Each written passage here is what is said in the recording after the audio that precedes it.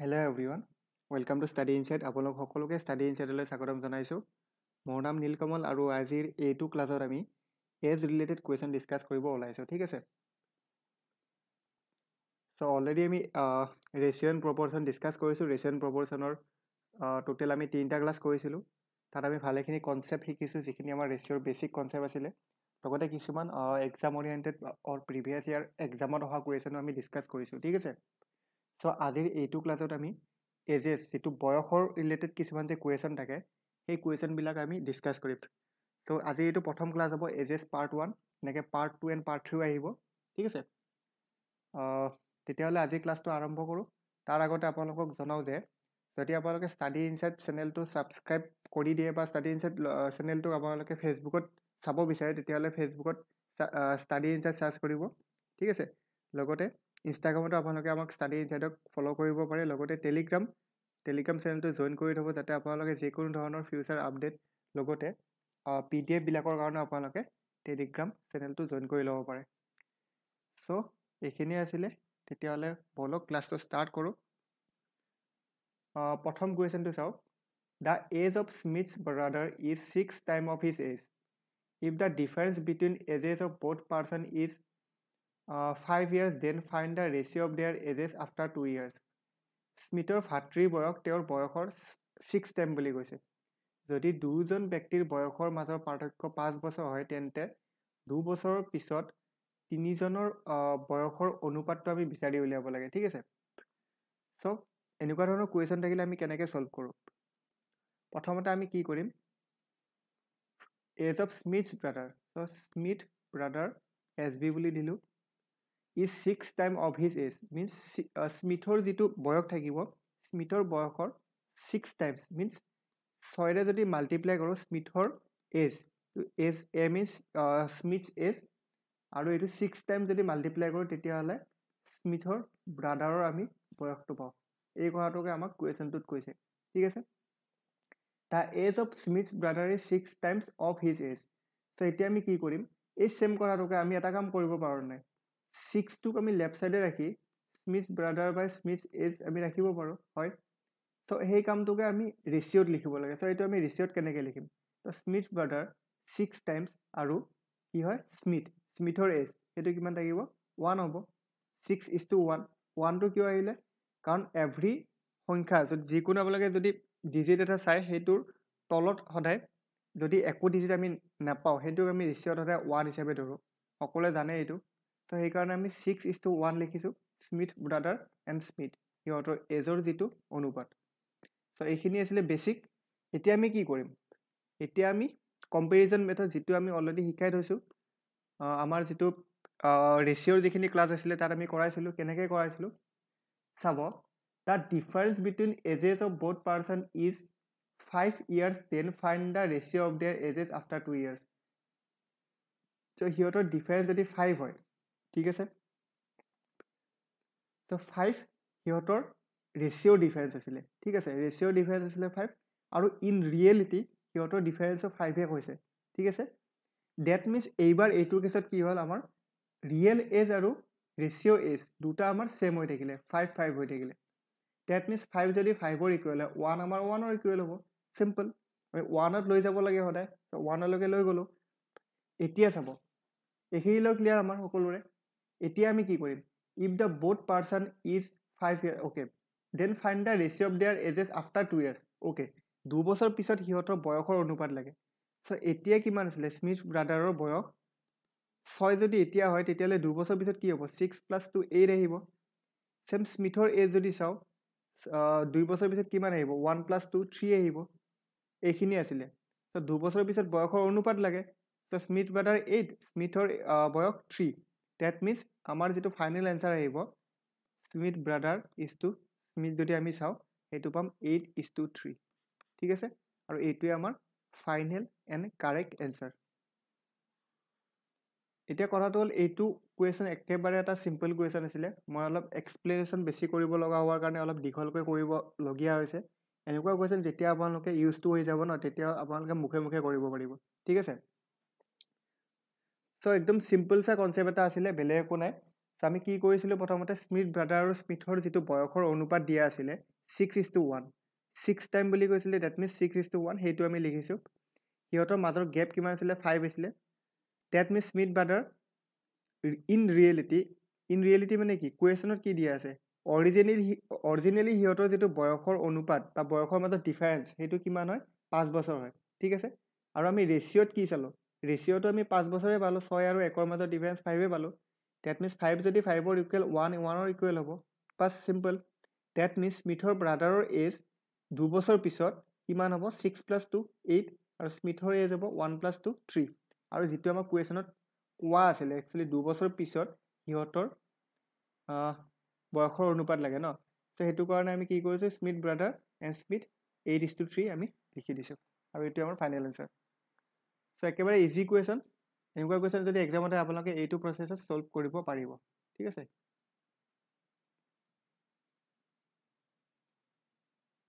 Next question চাব ratio between ages of A and B is 3:4 and ratio between ages of A and C is 4:5 if age of B is 3 years more than that of C then find sum of their ages A আৰু B বয়সৰ অনুপাত যদি 3:4 আৰু A আৰু C বয়সৰ অনুপাত যদি 4:5 আৰু যদি Bৰ বয়স Cতকৈ 3 বছৰ বেছি হয় তেন্তে তেওঁলোকৰ বয়সৰ যোগফল বিচাৰি উলিয়াব লাগে ঠিক আছে এনেকুৱা কুৱেশ্যনো ইজি কুৱেশ্যন কেনেকৈ কৰিব লাগে মই দেখাই আছোঁ ratio' between ages of A and B আমি এইটো লিখি ল'ম A by B সিহঁতৰ ৰেচিঅ' কৈছিলে 3:4 ডেট মিনছ 3/4 প্ৰথম লাইনটো আমাৰ কমপ্লিট হ'ল নেক্সট চাম and ratio' between ages of A and C is 4:5 যিটো আমি পাই গ'লোঁ 4:5 A আৰু Cৰ বয়সৰ অনুপাত এতিয়া আমি ৰেচিঅ' যেতিয়া পঢ়াইছিলোঁ মই কি কৈছিলোঁ যেতিয়া দুটা ৰেচিঅ' দিয়া থাকে আৰু তাত এটা চিম্পল কমন এটা যিকোনো এটা মানুহ যদি কমন হয় বা যিকোনো এটা এক যদি মই এজন মানুহ বুলি ধৰিছোঁ আৰু ত' ইয়াত এ কমন আছে দুটাতে ঠিক আছে ডেট মিনছ আমি কি কৰিম সিহঁতৰ যিটো ৰেচিঅ' সেইটো আমি ৰেচিঅ'ৰ যিটো ভেলু সেইটো আমি ছেম বনাব লাগিব কাৰণ এৰ ভেলুটো ওপৰত আছে 3 তলত আছে 4 ঠিক আছে ডেট মিনছ আমি কি কৰিম ছেম কেনেকৈ বনাম ওপৰত আমি কি কৰিম যদি 4ৰে মাল্টিপ্লাই কৰোঁ 3ক আৰু ইয়াতো যদি 4ক 3ৰে মাল্টিপ্লাই কৰোঁ আমি পাই যাম ভেলু হয় এক মিনিট ওপৰত আমি কি কৰিব লাগিব 4ৰে মাল্টিপ্লাই কৰিম আৰু তলত আমি 3ৰে মাল্টিপ্লাই কৰিম কিমান আহিলে 12 আহিলে আৰু ইয়াত আহিলে 16 ইয়াতো আহিব আমাৰ 12 আৰু ইয়াত আহিব 15 ঠিক আছে ডেট মিনছ আমি A:B:C কিমান পালোঁ 12:16:15 ঠিক আছে 12:16:15 এইখিনিলৈ ক্লিয়াৰ এতিয়া কি কৈছে চাওক if age of B is 3 years more than that of C then find the sum of their ages so age of B is 3 years more than that of C so ইহঁতৰ মাজৰ যিটো gap সেইটো যদি 1 থাকে আৰু কি কৈছে age of B কি কৈছে okay if age of B is 3 years more than that of C ইয়াত ৰেচিঅ'ত আমি সিহঁতৰ মাজত ডিফাৰেঞ্চটো পাইছিলোঁ 1 আৰু ৰিয়েলিটিত কি হয় 1টো কিমানৰ ইকুৱেল হয় 3 ইকুৱেল হয় কাৰণ কুৱেশ্যনত দিয়া আছে ratio' between ages of if age of B is 3 years more than that of C so 3টো ৰিয়েলিটিত হয় আৰু আমাৰ ৰেচিঅ'ত যদি আমি 1 পাওঁ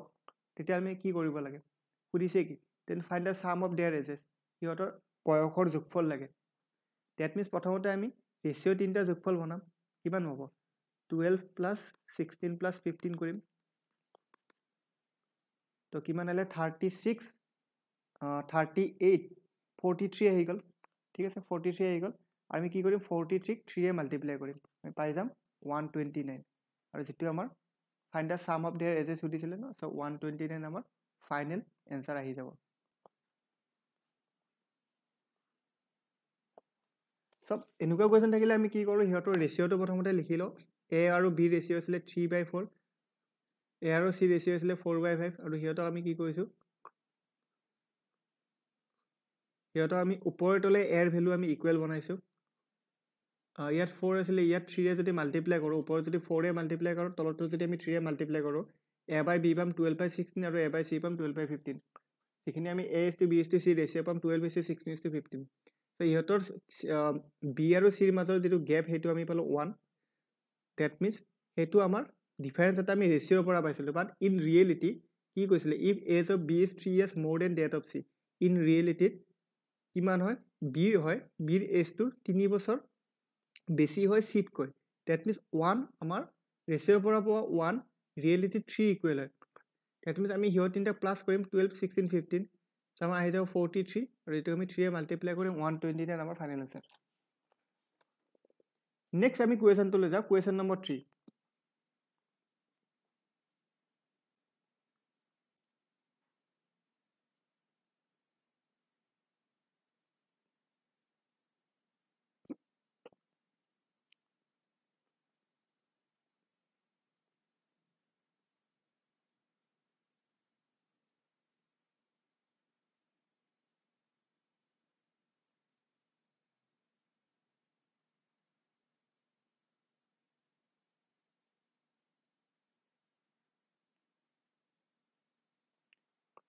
কি কৈছে present age of Ram is 4/3 of what it was 10 years ago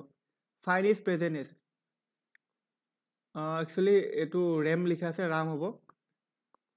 ৰামৰ বৰ্তমান বয়স 10 বছৰৰ আগত যি আছিলে তাৰ 4:3 হয় ডেট মিনছ তেওঁৰ বৰ্তমান বয়স এতিয়া আমি বিচাৰি উলিয়াব লাগে চ' এইটো কৈছে আমি দুই ধৰণে কৰিব পাৰোঁ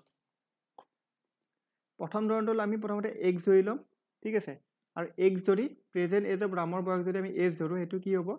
4/3 of what it was 10 years ago that means 10 বছৰ আগত ডেট মিনছ প্ৰেজেণ্ট বয়সৰ লগত যদি 10 মাইনাছ কৰোঁ তো 10 বছৰ আগত হৈ গ'ল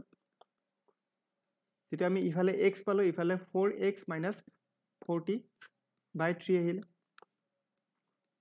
ইয়াত 3x ইয়াত 4x মাইনাছ 40 ইয়াত 40 আহিলে ইয়াত x আহিলে এক্সৰ ভেলু আমি পাই গ'লোঁ আৰু এইটোৱে আমাৰ প্ৰেজেণ্ট এজ আছিলে চ' এনেকৈ আমি কৰিব পাৰোঁ চ' ইয়াত মই লিখি দিছোঁ let present age of Ram is X so' এনেকৈ এক্স ধৰিলেও কৰিব পাৰোঁ ঠিক আছে চ' এক্স ধৰিলে কি কৰিম আমি ডাইৰেক্ট চিম্পল প্ৰেজেণ্ট এজ যদি এক্স হয় তেতিয়াহ'লে 4/3 of 10 years ago that means x minus 10 হ'ব সেইখিনি আমাৰ আহি যাব x equal to 4x minus 40/3 then আমি পাই যাম 3x equal to 4x minus 40 চ' এক্সৰ ভেলু আমি পাই যাম 40 ঠিক আছে চ' এনেকৈ কৰিব পাৰোঁ নেক্সট আমি এনেকৈও কৰিব পাৰোঁ যে চাব নেক্সট আমি এনেকৈও কৰিব পাৰোঁ সিহঁতৰ এজৰ যিটো ডিফাৰেঞ্চ কিমান আছিলে ৰেচিঅ'ৰ ডিফাৰেঞ্চটো কিমান আছিলে 3:4 আছিলে ঠিক হয় বা 4:3 একে কথা সিহঁতৰ অৰিজিনেল গেপটো কিমান আছিলে ৰেচিঅ'ৰ গেপটো কিমান আছিলে 1 আছিলে হয় আৰু সেই গেপটো 10 বছৰ আগত ডেট মিনছ 10 বছৰ আগত কিমান আছিলে 10 বছৰ আগতো 1 মানে কি আৰু ইন ৰিয়েলিটি যদি আমি কম্পেয়াৰ কৰোঁ সেইটো কি হয় 10 বছৰ আগত বুলি কৈছে ডেট মিনছ বয়সৰ গেপটো 10 বছৰ হয় ইন ৰিয়েলিটি 10 বছৰৰ বাদ আমাৰ ৰেচিঅ'ত 1 হয় যদি 1 যদি 10ৰ ইকুৱেল হয় তেতিয়াহ'লে আমাক লাগে কি ফাইন দ্য প্ৰেজেণ্ট এজ কি আছিলে present age of Ram is 4 আছিলে ইয়াত 4:3 আছিলে বাৰু 3:4 নহয় চ' 4:3 আমাৰ কি হ'ব 4 ধৰিব লাগিব ডেট মিনছ 4 × 10 কৰি দিম আমি 40 পাই যাম চ' ইয়াত দুটা এপ্ৰ'চ আছে হয় আপোনালোকে এক্স ধৰি কৰক তেতিয়াহ'লে অলপ কেলকুলেশ্যন অলপমান ডাঙৰকৈ কৰিব লাগিব হয় আপোনালোকে এনেকৈ মুখে চল্ভ কৰিব পাৰে ইয়াত আপোনালোকৰ কোনো কেলকুলেশ্যন বা পেন পেপাৰৰ দৰকাৰ নাই চ' দুটা এপ্ৰ'চ ইউজ কৰিব পাৰে যিটো আপোনালোকৰ ভাল লাগে দুটাই মই শিকাই দিছোঁ দুটাই কৰিব পাৰে চ' যিমানে বেছি আপোনালোকৰ হাতত টাইপছ অফ কুৱেশ্যন মানে কি থাকিব কৰাৰ আপোনালোকৰ ডিফাৰেণ্ট ভেৰাইটিজ কুৱেশ্যন আপোনালোকে কৰিব সিমানে আপোনালোকৰ নলেজ বাঢ়িব সেই টপিকটোত ঠিক আছে ফাৰ্ষ্ট কথা নলেজ আৰু এটা কুৱেশ্যনক আপোনালোকে কিমান ভেৰাইটিজ ধৰণে কৰিব পাৰে সেইটো শিকি লওক কাৰণ কেতিয়াবা এনেকুৱা কিছুমান কুৱেশ্যন আহিব পাৰে যিবিলাক কুৱেশ্যন আপোনালোকে এটা স্পেচিফিক এপ্ৰ'চত এনচাৰ নোলাব পাৰে তেতিয়াহ'লে আপোনালোকে যদি বেলেগ এপ্ৰ'চটো জানে তেতিয়াহ'লে সেই এপ্ৰ'চটো ইউজ কৰি কেতিয়াবা আপোনালোকে কাৰেক্ট এনচাৰ উলিয়াব পাৰিব চ' শিকি ৰখাটো ভাল যিটো মন যায় আপোনালোকে কৰিব এক্সামত ঠিক আছে চ' তিনিটা কুৱেশ্যন কৰিলোঁ এইখিনি আমাৰ বেছিক কুৱেশ্যন আছিলে এজৰ চ' এইখিনি আমাৰ বেছিক মিনছ এজৰ আপোনালোকে এটা বস্তু লক্ষ্য কৰক এজত কি আছে আমাৰ এজত বেলেগ একো কনচেপ্ট নাই আমাৰ ৰেচিঅ'ত যিখিনি পঢ়িছিলোঁ এইটো কুৱেশ্যন আমি গেপ উলিয়াইছিলোঁ যোৱাকালি আমি ৰেচিঅ'ৰ ক্লাছত আমি গেপ উলিয়াইছোঁ গেপটো আমাৰ এবাৰ ৰেচিঅ'ৰ গেপ উলিয়াইছোঁ আৰু এবাৰ আমাৰ ইন ৰিয়েলিটি কি গেপ আছিলে সেইটো উলিয়াইছিলোঁ আৰু সিহঁতক আমি কম্পেয়াৰ কৰি ভেলু উলিয়াইছোঁ দেন এবাৰ আমি ইহঁতক এনেকুৱা ধৰণৰ কুৱেশ্যন কৰিছোঁ য'ত দুটা যদি এ আৰু বি দুটাই যদি আমাৰ ছেম থাকে এ বি আৰু চিৰ তেতিয়াহ'লে আমি সেইটো ইকুৱেল কৰোঁ, যিটো আমি ৰেচিঅ'টো এনেকুৱা কুৱেশ্যন কৰিছোঁ আৰু এজেজতো পালোঁ এনেকুৱা কুৱেশ্যন, ঠিক আছে। দেন থাৰ্ড কুৱেশ্যনটো কি কৰিলোঁ, এইটো আমাৰ নৰ্মেল চিম্পল কুৱেশ্যন আছিলে, ভেৰিয়েবল ধৰি কৰা নাইবা গেপ উলিয়াই আপোনালোকে কম্পেয়াৰ কৰা। চ' কম্পেৰিজন মেথড এণ্ড এক্স ধৰি আপোনালোকে কৰক, যিকোনো এটা মেথড আপোনালোকে ফ'ল' কৰক, এনচাৰ ওলাই যাব। চ' এইখিনি আছিলে বেচিক কুৱেশ্যন। নেক্সট কুৱেশ্যনটো চাব, এইটোৰ পৰা অলপমান লেভেলটো চেঞ্জ হ'ব, কাৰণ আমি বেচিকৰ পৰা লাহে লাহে ভেৰাইটিজ কুৱেশ্যন কৰিব লাগিব। চ' আমি বেচিকৰ পৰা এডভান্স লেভেললৈ আমি যাব লাগিব, ঠিক আছে। চ' এইটো কুৱেশ্যন কি আছে চাওক, sum of present age of A and B is 45 years. After 5 years, ratio of their age is 4:7. Find their present age. So A আৰু Bৰ বৰ্তমান বয়সৰ যোগফল 45 years. 5 বছৰ পিছত তেওঁলোকৰ বয়সৰ অনুপাত 4:7. So তেওঁলোকৰ বৰ্তমান বয়স বিচাৰি উলিয়াব লাগে, ঠিক আছে। চ' কথাটো কি কৈছে সেইটো আমি প্ৰথমতে চাব লাগিব। প্ৰেজেণ্ট এজ এ আৰু বি, চ' এ আৰু বি দুজন চাপ'জ মানুহ হয়, এ আৰু বি, সিহঁতৰ বৰ্তমান সময়ত যিটো বয়সৰ যোগফল হয়, চাম মিনছ কি হয়, যোগফল হয়, সেইটো কিমান হয়, 45 হয়। That means A plus B, এৰ এজ আৰু বিৰ এজ কিমান হ'ব, 45 আহিব, ঠিক আছে। হ'ল প্ৰথম লাইনটো হ'ল ক্লিয়াৰ। ছেকেণ্ড লাইনটো চাওক, after 5 years ratio' of their age is 4:7. ত' 5 বছৰ পিছত সিহঁতৰ এজ যিটো আছিলে, ৰেচিঅ'ৰ যিটো এজৰ যিটো ৰেচিঅ' আছিলে সেইটো আছিলে 4:7, ঠিক আছে। After 5 years ratio' of their age is 4:7, ঠিক আছে। ত' আমাক লাগে find the present age. So' কি কৰিম, ইয়াত আপোনালোকে এনেকুৱা কুৱেশ্যনত আফটাৰ 5 years বুলি যেতিয়া কয় আৰু সিহঁতৰ এজৰ যিটো ৰেচিঅ' কয় সেইটো 4:7 বুলি যদি কয়, ডেট মিনছ কি হ'ব,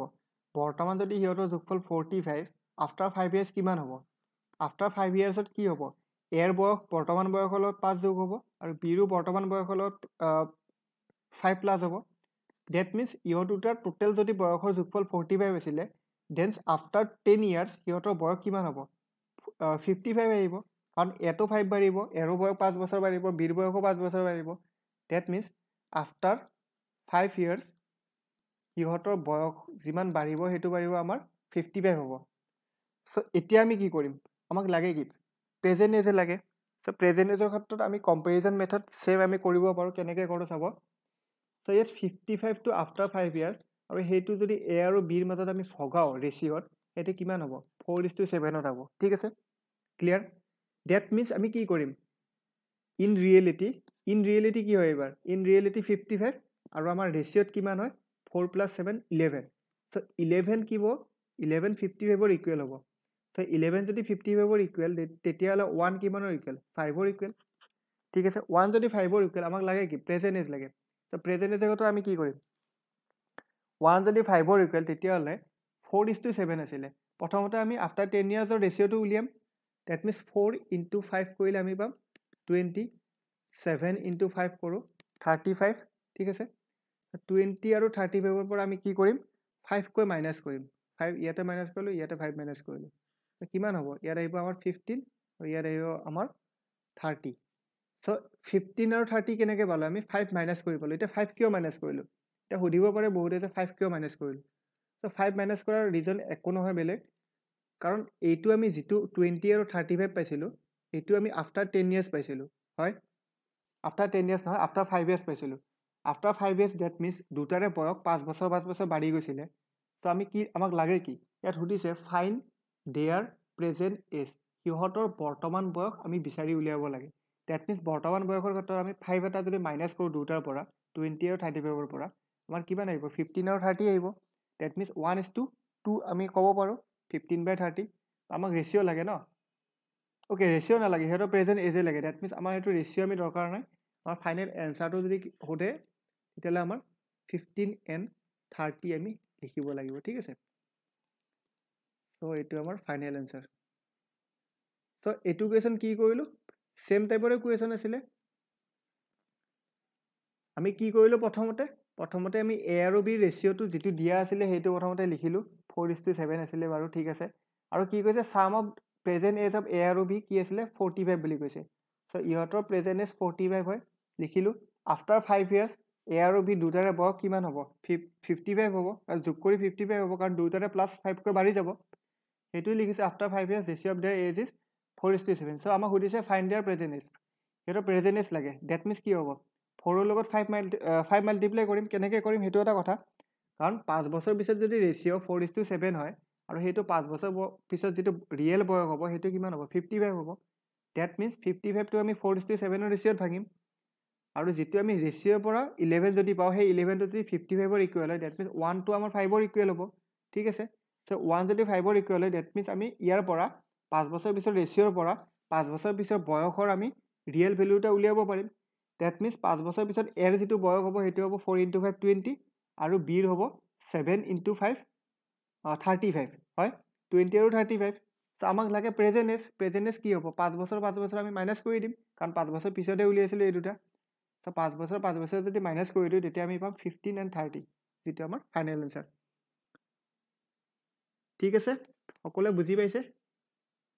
যদি ডাউট থাকে কিবা আপোনালোকে কমেণ্ট বক্সত দি দিব ডাউটবিলাক নেক্সট ক্লাছত এটা ডাউট চাই দিয়া হ'ব আৰু ক্লিয়াৰ কৰা হ'ব ঠিক আছে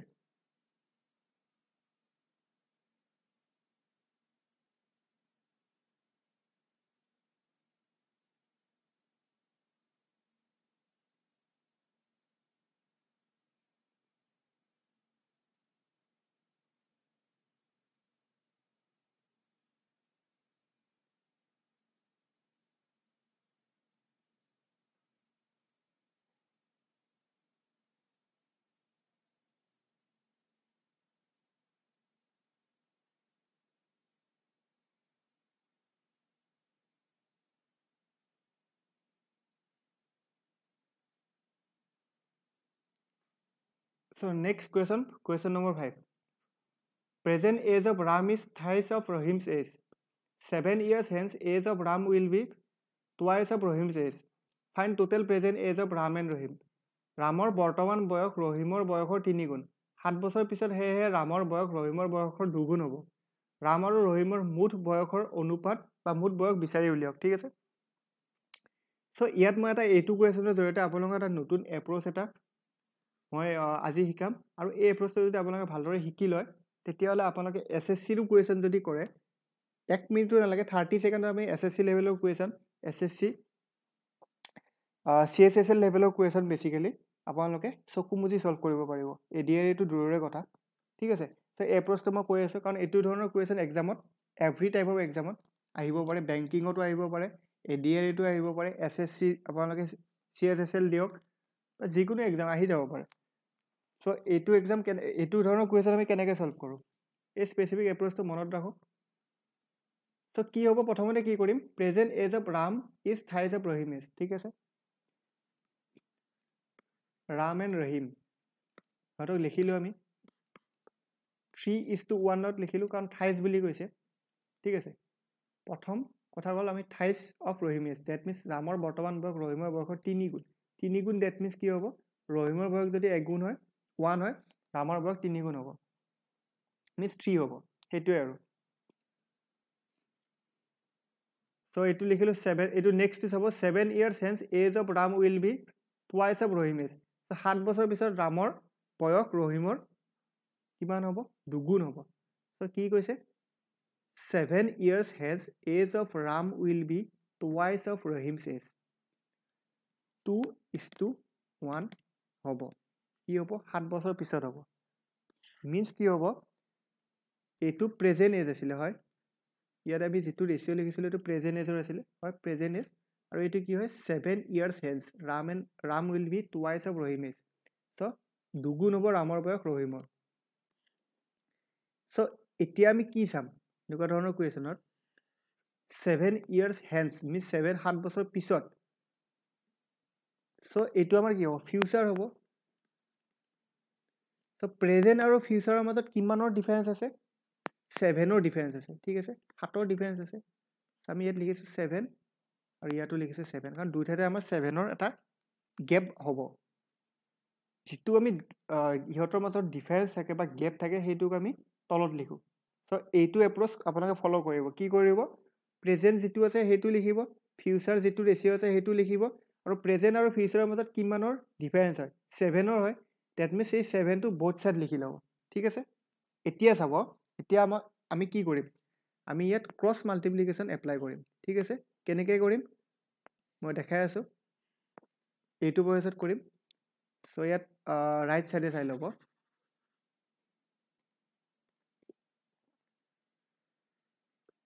ইয়াত আমি কি কৰিম 3 into 1 কৰিম চ' এই 3টো আৰু এই 1টো মাল্টিপ্লাই কৰিম দেন মাইনাছ কৰিম 2 into 1 ঠিক আছে 2 into 1 কৰিম 2 হৈ যাব দেন ফিউচাৰত কি হ'ব 7 into 2 7 into 2 হ'ব দেন মাইনাছ হ'ব 7 into 1 চ' 7 into 1 কৰিলে 7এ পাই যাম ডেট মিনছ কি হ'ব 3 minus 2 আৰু 14 minus 7 ঠিক আছে চ' ইয়াত আমি কি হ'ব 1 আৰু ইয়াত পাই যাম আমি 7 চ' 1 7ৰ ইকুৱেল এইটো এটা এপ্ৰ'চ হয় এইটো এনেকুৱা নহয় যে আপোনালোকে সুধিব পাৰে এতিয়া 1 কেনেকৈ 7ৰ ইকুৱেল হ'ল অবভিয়াছলি নহয় হয় ময়ো জানো এইটো 1 7ৰ ইকুৱেল নহয় বাট এইটো আমি কুৱেশ্যনটো ছল্ভ কৰাৰ কাৰণে এটা আমি এপ্ৰ'চ বনাই আছোঁ ইমাজিনেৰী এপ্ৰ'চ যিটোৰ জৰিয়তে আমি কুৱেশ্যনটো ইজিলি ছল্ভ কৰিব পাৰোঁ ঠিক আছে চ' কেনেকৈ কৰি এতিয়া চাব 1 যদি 7ৰ ইকুৱেল আমাক লাগে কি total present age of Ram and Rahim total present age that means কি হ'ব 3 আৰু 1 প্ৰেজেণ্ট এজ আছিলে ত' 3 + 1 কৰিম 4 আহি যাব এইটো আমাৰ টোটেল ৰেচিঅ'ৰ পৰা পালোঁ আৰু আমাৰ 1 ৰেচিঅ'ৰ পৰা পোৱা 1 7ৰ যদি ইকুৱেল হয় তেতিয়াহ'লে 4 কিমানৰ ইকুৱেল হ'ব 4 into 7 28ৰ ইকুৱেল হ'ব বাছ এইখিনিয়ে এইটো এপ্ৰ'চ এইটো ইমানে চিম্পল এপ্ৰ'চ আমি ইমান জল্দি এনচাৰটো উলিয়াই দিলোঁ এইটো জাষ্ট মই আপোনালোকক কৰি দেখুৱাইছোঁ লিখি দেখুৱাইছোঁ যাতে আপোনালোকে বুজি পায় যেতিয়া আপোনালোকে ইউজটো হৈ যাব তেতিয়াহ'লে আপোনালোকে ইমান বেছি কৰি থাকিব দৰকাৰ নাই মুখে মুখে 3 into 1 minus 2 1 আহি যাব এইটো আপোনালোকে মুখে মুখে কৰিব পাৰিব কাৰণ 7 into 2 কিমান হ'ব 14 minus 7 7 হৈ যাব তো এইটো চিম্পল হয় চ' এই এপ্ৰ'চটো ইউজ কৰিব আৰু এনচাৰ উলিয়াই দিব ঠিক আছে চ' কি কৰিলোঁ এই এপ্ৰ'চটোত কি শিকিলোঁ আমি বেচিকেলি আজি ক্লাছটোত কি শিকিলোঁ মই এবাৰ অভাৰভিউ দি দিওঁ প্ৰথমতে আমি গেপ উলিয়াই কৰা কম্পেৰিজন মেথডে কৰিছোঁ কম্পেৰিজন মেথডত এইটো কুৱেশ্যন ছল্ভ কৰিলোঁ ছেকেণ্ড কুৱেশ্যনটো আমি এয়াৰ ভেলুটো ইকুৱেল কৰি ছল্ভ কৰিলোঁ চ' গোটেইকেইটা কুৱেশ্যনে ইয়াত আমি নতুন নতুন কিবা নহয় কিবা কৰি আছোঁ এনেকুৱা নহয় যে একে টাইপৰ কুৱেশ্যন কৰি আছোঁ ঠিক আছে তো থাৰ্ড কুৱেশ্যনটো চাব ইয়াত আপোনালোকে প্ৰেজেণ্ট এজৰ যিটো আছিলে কি আছিলে প্ৰেজেণ্ট এজটো ধৰিছিলোঁ দুটা এপ্ৰ'চ মই শিকাইছিলোঁ হয় এক্স যদি আপোনালোকে কৰিব পাৰে যিটো আপোনালোকে সৰুৰ পৰা কৰি আহিছে আৰু এটা এপ্ৰ'চ হ'ল যিটো আপোনালোকে গেপ উলিয়াই কম্পেৰিজন মেথডত কৰিব পাৰে যিটো আমাৰ কাৰণে বেছি চিম্পল হয় এইটো আমি দুই লাইনো নালাগে আমাৰ ক'ব গ'লে এক লাইনত আমি এনচাৰ উলিয়াব পাৰোঁ আৰু এটা আমাৰ গতানুগতিক মেথড আছে যিটো আমি সৰুৰ পৰা কৰি আহিছোঁ সেইটো জৰিয়তে আপোনালোকে 4টা লাইন বেছিকৈ কৰিব লাগিব ঠিক আছে যিটো মতে আপোনালোকে কৰিব বাছ এই মেথডটো শিকি দেখিব যাতে কেতিয়াবা আপোনালোকে বিপদত পৰিলে যাতে এই মেথডটো ইউজ কৰিব পাৰে তো নেক্সট কুৱেশ্যন চাব নেক্সট কুৱেশ্যনটোত কি আছিলে নেক্সট কুৱেশ্যনটোত আমাৰ প্ৰেজেণ্ট এজ দিয়া আছিলে যোগফলটো দিয়া আছিলে একচুৱেলি আৰু আফটাৰ 5 years সিহঁতৰ যিটো যোগফল সেইটো দিয়া আছিলে এণ্ড ৰেচিঅ'টো দি থৈছিলে ঠিক আছে চ' ৰেচিঅ'টো দিয়া আছিলে তাৰ পৰা আমি যোগফলটো উলিয়াইছোঁ যোগফলটো অভিয়াছলি 55 হ'ব আৰু 55 আৰু 55টো ইন ৰিয়েলিটি আছিলে আৰু ৰেচিঅ'ৰ পৰা আমি 4 আৰু 7 পাইছিলোঁ সেইটো আমি কি কৰিছোঁ সিহঁতক প্লাছ কৰি আমি কম্পেয়াৰ কৰিছোঁ কম্পেয়াৰ কৰি পেলাই আমি কি কৰিছোঁ কম্পেয়াৰ কৰি 1